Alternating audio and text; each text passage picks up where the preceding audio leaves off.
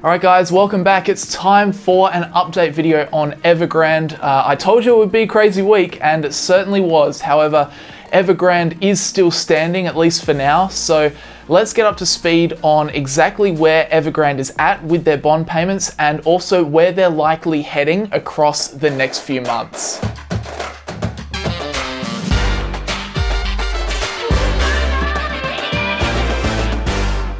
This video is sponsored by Stake. Sign up today for free brokerage when trading US listed stocks and use the referral link in the description for a free stock when you fund your account. So for those that have been living under a rock, Evergrande is China's second largest property developer. It's also the world's most indebted property developer. Their problem at the moment is that they've got interest payments coming due on local and foreign bonds, and you guessed it, they can't currently pay them.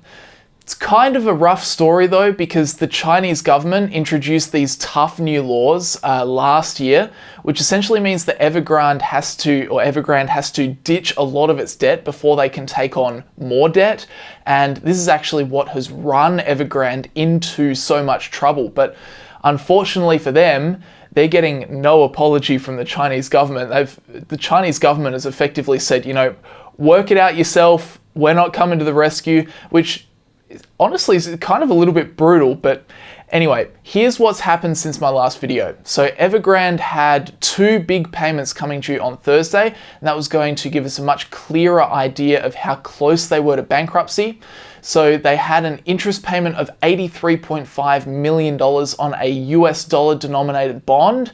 Then they had a 232 million yuan payment due on a local bond. So these were both due on Thursday, and this is the information we currently have. So on Thursday, Evergrande apparently did reach a deal with the local bondholders to get the 232 million yuan paid, which is worth about 36 million US dollars. So good on them for that. However, unfortunately for the holders of the dollar-denominated bond, as this article notes, quote, that day passed in total silence with no statements from Evergrande on how it planned to meet its obligations to its overseas bondholders. They also note that the following morning they can confirm that at least some of these bondholders had not been paid. However, you know, upon further investigation, this actually isn't surprising, as the bond's covenants show that Evergrande has 30 days to find the money until it's considered a default. So even if they did have the money, they probably wouldn't have paid it, because it's actually smarter for their business to, for now, just kind of hold on to that money,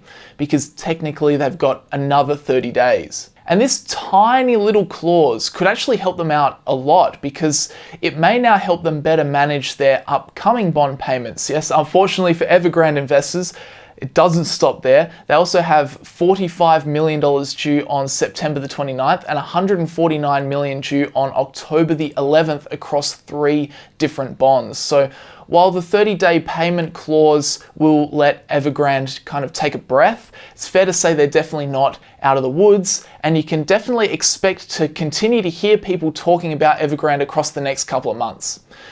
So with that said, now I wanted to talk about, or kind of answer the question, what does Evergrande do from here? You know, what's the play? What are they going to do? Well, it's actually pretty straightforward. The equation is they essentially have to come up with more money without taking on more debt. Remember, they can't take on more debt due to the Chinese government's new rules. So they've now got 30 days to pay this $83.5 million payment. It's the ticking time bomb as it's being described. And they also need to find $194 million across the next few weeks for their other payments coming due. So how do they raise this money? Well, remember, Evergrande is a property developer, so they've actually got quite a few properties on their books, which essentially they just now need to sell them. They need to sell them very quickly to be able to realize some cash. If we turn to Evergrande's balance sheet, they have $55 million US dollars in inventory, $198 billion US dollars of projects in development, and $22 billion US dollars in completed properties held for sale. Now, unfortunately for them, a lot of that money is in the projects in development section, and it's obviously very hard to sell properties that aren't actually finished. But to make matters worse, they're obviously facing a cash crunch right now, which means they're struggling to pay suppliers and workers to actually get those projects to a sellable status. Bloomberg noting that Evergrande's vendors have suspended work on some projects due to unpaid bills, the company said in its earnings report. So with those properties unlikely to finish, it looks as though no money will be coming in from the projects in development tab. So with that money kind of stuck there, then all the focus obviously turns to inventory and properties held for sale. Now, that doesn't look so bad, right? We've got 55 million in inventory, 22 billion US dollars in properties held for sale. Well, unfortunately, there are a few factors to consider here. And the first of all, a lot of the property held for sale is being used as collateral for their debts, about 1.3 billion US dollars. Then another consideration, and this is something that I actually learned from Patrick Boyle, who he brought it up in his video, very, very good coverage of the Evergrande crisis. So I would definitely recommend you check out his channel if you want to learn more about the crisis. But he brought up the idea that there is a very real possibility that a lot of Evergrande's so-called properties held for sale are actually quite valueless, essentially being poor investments which at face value seem to have cost a lot to build, so they must have at least that in value, but they actually don't. So the resale value of their inventory actually turns out to be much lower than what they state. It's kind of a case of, building a $300 million apartment block in the middle of Antarctica. You can say it's a $300 million apartment block, but do you think you could actually sell it for $300 million? Probably not.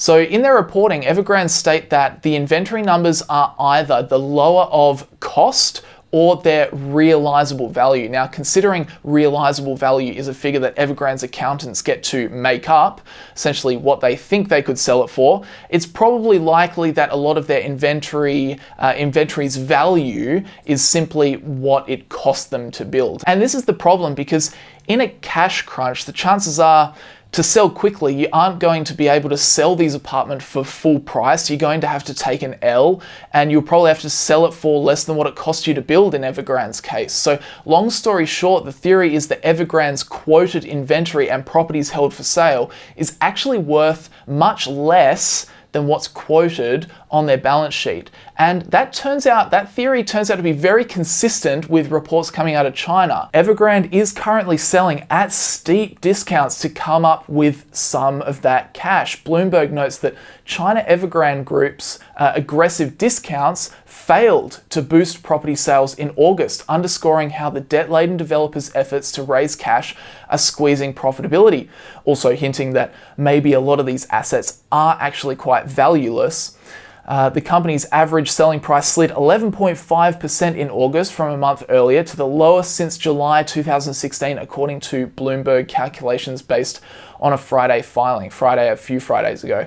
Bloomberg also notes that despite selling stakes in some of its prized assets and offering steep discounts to offload apartments, Evergrande reported a 29% slide in profit for the first half. So obviously not a great outcome for Evergrande. Then CNBC also noted in a separate article that embattled developer China Evergrande said its property sales will likely continue to drop significantly in September, resulting in a further deterioration of its cash position. So yeah, not only is Evergrande running into a whole lot of, due interest payments, their aggressive markdowns also aren't really working.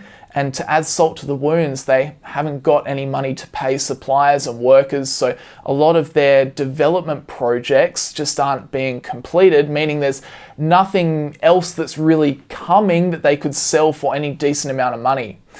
There are even rumors going around at the moment that, Evergrande might have actually exhausted what they have to sell and might pretty much already be finished. This article from CNBC notes the Chinese property giant said in a filing with the Hong Kong Stock Exchange it expects a significant continued decline in sales this month. I mean, that potentially might be giving us a little hint there. So I mean, that's kind of where we sit with Evergrande. I wish I could sit here and tell you exactly where they're heading from here, but unfortunately, I got to be honest, this is just not my area of expertise. Plus, we've also got the added complexity of lack of communication from the company, lack of transparency in some instances, which obviously makes things a lot harder. However, my best guess is that, it certainly seems like an uphill battle for them to stay afloat, particularly they've still got so many more payments coming due before the year is out. So honestly, I wouldn't be surprised if Evergrande kicks the bucket, and it seems like the Chinese government's definitely not coming to save them. But again, as I say, I'm no expert, but I would love to hear from you guys. Let me know what your opinion is of the whole situation. Do you think this is all over Red Rover? Do you think they're going to make it through somehow? Do you think that the Chinese government will change their tune and give them a bit of a bailout? Let me know in the comment section below. I'd be really interested to hear what you say. But overall, guys, that'll do us. Leave a like on the video if you did enjoy it. I really appreciate it. Thank you very much for leaving a like. It's the easiest way to support the channel, and it really does help out, so I really appreciate it. Subscribe to the channel if you want to see more videos, stay up to date with the Evergrande crisis here on the channel. Definitely check out Patrick's channel as well, the one I was talking about before. I'll leave that linked somewhere, probably linked in the description. So definitely check out his channel. Very, very absolute top quality videos on the crisis, which has helped me out a lot, helped me really understand it more as well. So, but apart from that, guys, if you're interested in how I go about my investing, you can check out PROFITFUL. Links are down in the description below. But that will just about do. Anything else to plug? New Money Clips channel. If you're interested in shorter form new money content, you can head over there for even more. But that'll do us for today, guys. Thanks very much for watching. I'll see you guys in the next video. So a lot of people ask me what brokerage site I use when I make an investment in the US. And for about the past 3 years now, I've been using Stake. So Stake is a brokerage-free trading app that lets you buy US stocks, and coming soon, they'll also be offering ASX trading as well for all the Aussies out there. So brokerage-free trading, that's pretty awesome, but the other reason I like their platform is because of fractional share trading. So say you wanted to buy Amazon, current share price is $3,450. It's pretty expensive. However, with fractional share trading, say your investing budget was like $500, you can just buy 0.14 of an Amazon share instead. No worries at all. So I definitely recommend Stake, and if you wanted to jump on board, follow my referral link in the description when you sign up, because if you do, you'll get a free stock, either Nike, GoPro, or Dropbox. So the time of recording, at worst, that's $9 US in your pocket. And if you hit Nike, that's $158 US for free. So definitely check them out, get your free stock, and thanks always to Stake for sponsoring the channel.